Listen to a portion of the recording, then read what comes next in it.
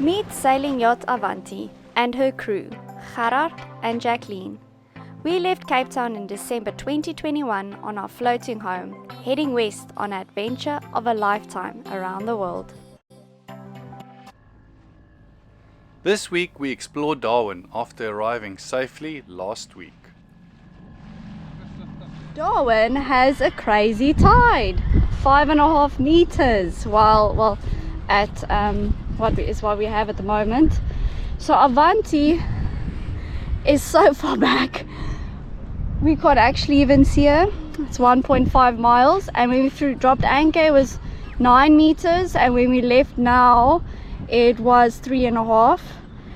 No, it was 9.1 and we left at 3 point something. I don't know, it works to about 5.5 meters. So we have to carry Blossoppy on this huge beach. We probably shouldn't have come the lowest tide possible.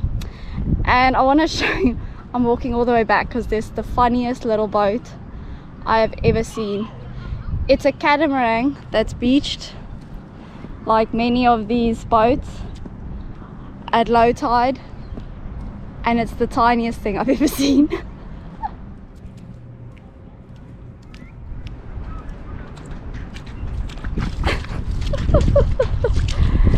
How small is this?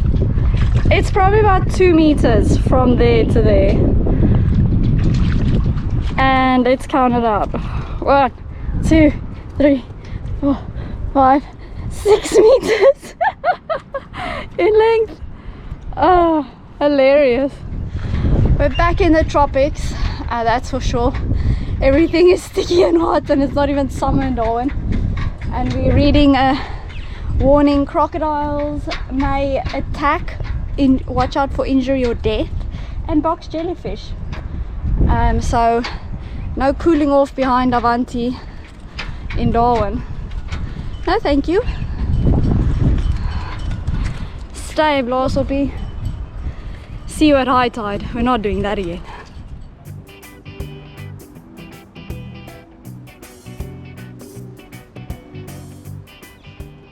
Our Darwin stop is more than a tourist stop. We are still waiting for our Indonesian visas to be issued and waiting for some wind to get us there. This area is known to have extremely light winds this time of year.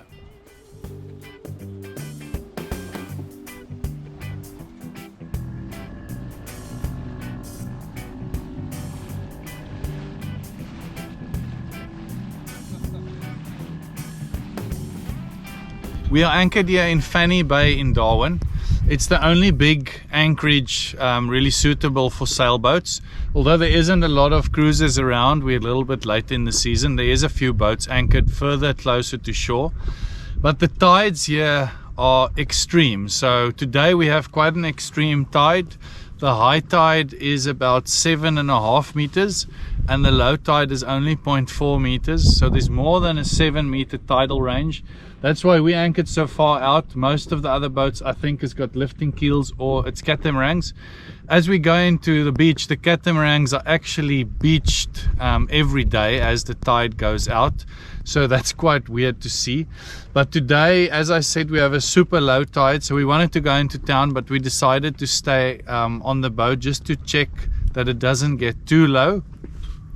We should have about hopefully 400 or 500 millimeters under the keel, but the depth here is also a little bit questionable. And to add to that, in the afternoon the wind every day turns like north or northwest, and it goes all of a sudden to 15 knots and it gusts to 20, and the anchorage is exposed in that direction, so the boat starts jumping around a little bit on the swell created by the wind. So we are a little bit worried. We just want to check that we're okay. We should have some space under the keel, but we don't know. Everything was fine on our boat day, and the next day we went to land to enjoy the last Sunday market before a lot of the people leave Darwin for monsoon season.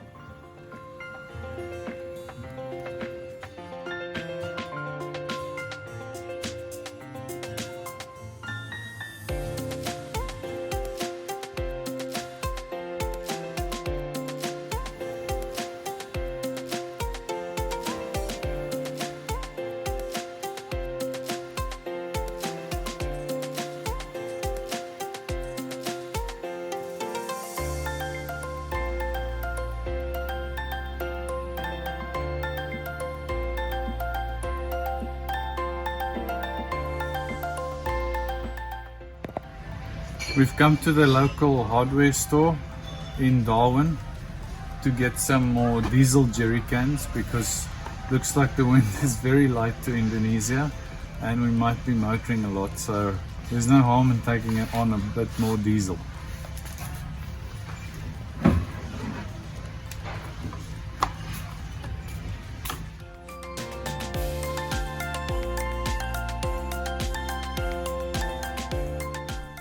Next stop was the Museum and Art Gallery of the Northern Territory. It was walking distance from Avanti. I was amazed to see places like these, while most of them having free entry in Australia. Arts and culture should be accessible to everyone, and I was really impressed.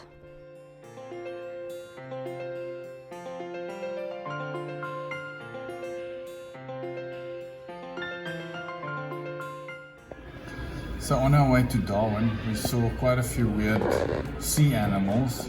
One I think was a baby whale shark, but the bait is out there. But we saw a massive sea snake and it was like light in color, so we didn't know what it was, and it was going against the current. And now that we're at the museum, it's this guy that we saw. So very, very venomous and poisonous sea snake out in mid-ocean when we were coming into Darwin.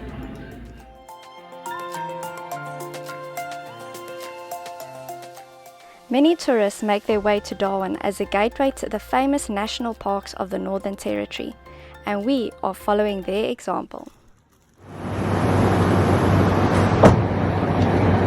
We booked a mystery car and we got a bigger one, so that's quite nice, and we're on our way to Litchfield.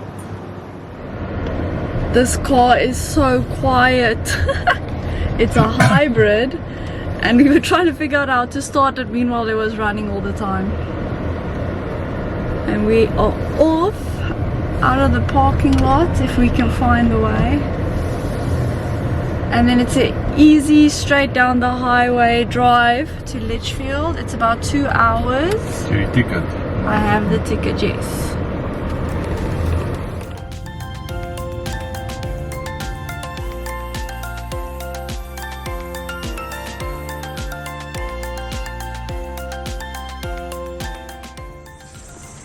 This termite mold is estimated to be 50 years old. It's like solid as rock. Suppose they kind of compact the mud, and there's like rocks and stuff in here as well. There's a few termites we can see in this hole, but not millions as expected. These type of termite mounds are all built in a north-south orientation. They actually did some experiments and changed the configuration to east-west, and the internal temperature went up by a few degrees.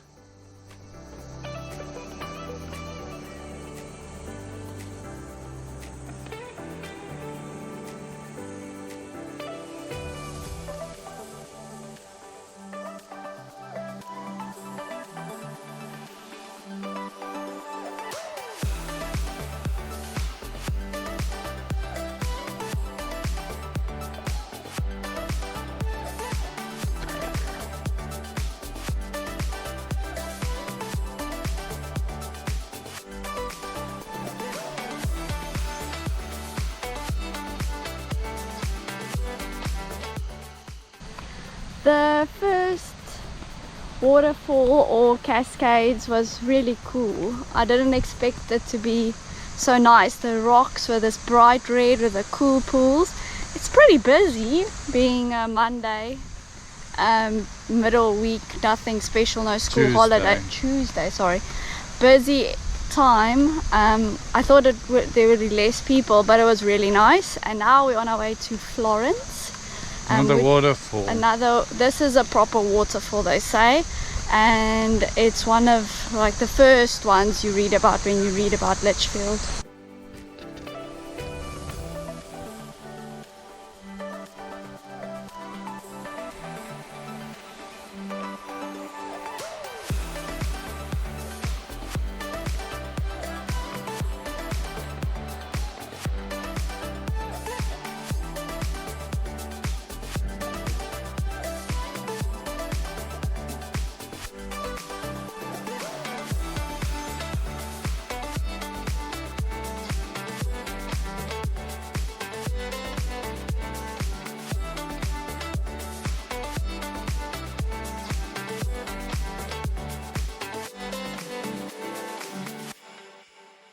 These are the Tolma Falls, and it's one of the few sites that you can't actually swim in the pool.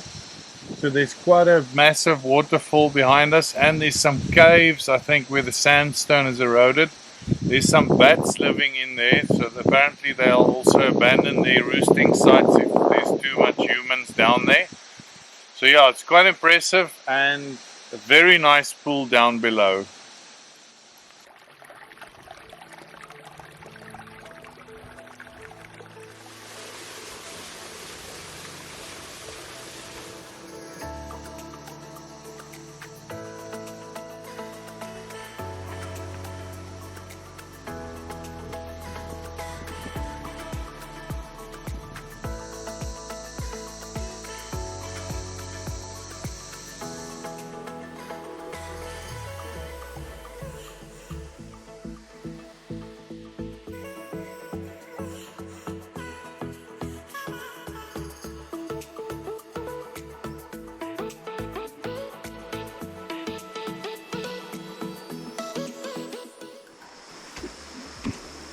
It's another scorcher of a day. We are hiking up, well, taking the stairs up to the viewing point of our last waterfall, Wangi. So we'll have a last look and then a dip before heading back.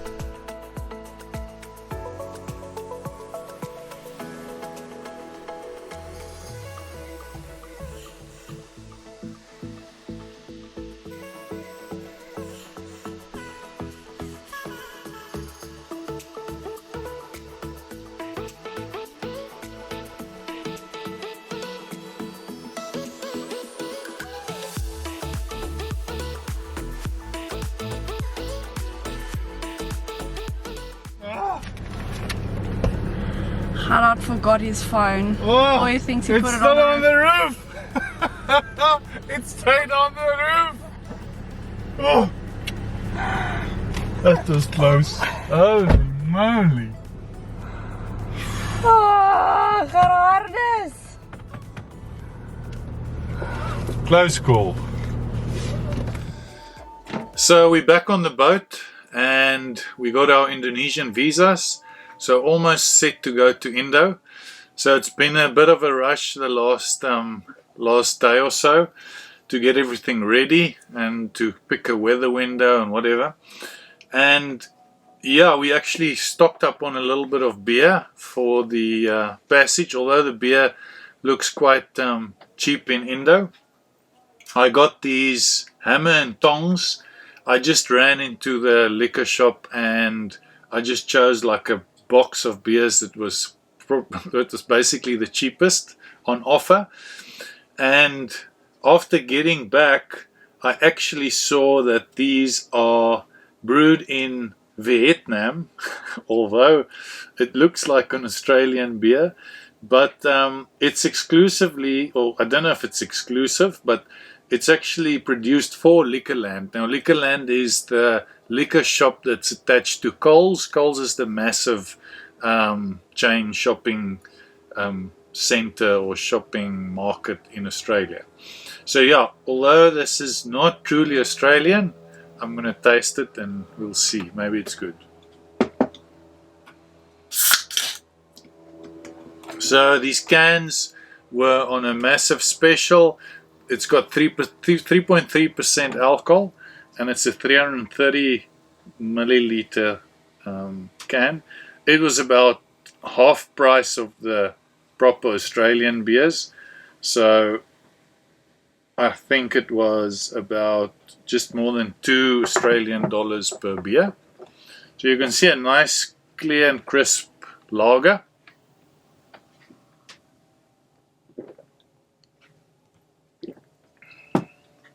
I must say it does taste a little bit like some of the other Asian beers I've tasted. So I don't know, it's like a little bit of a rice beer kind of a taste. So not a fantastic taste, but in terms of the cost, the size, and the taste, I'm going to rate this one a 6 out of 10. Cheers. Next week, we start our journey to Kupang, Indonesia. With little to no wind, we have trouble keeping the sails up. If you enjoyed this video, please give it a thumbs up. Comments, shares, and subscribing really go a long way to helping us as well. Thank you to our patrons who support us monthly. We appreciate it very much. See you next week.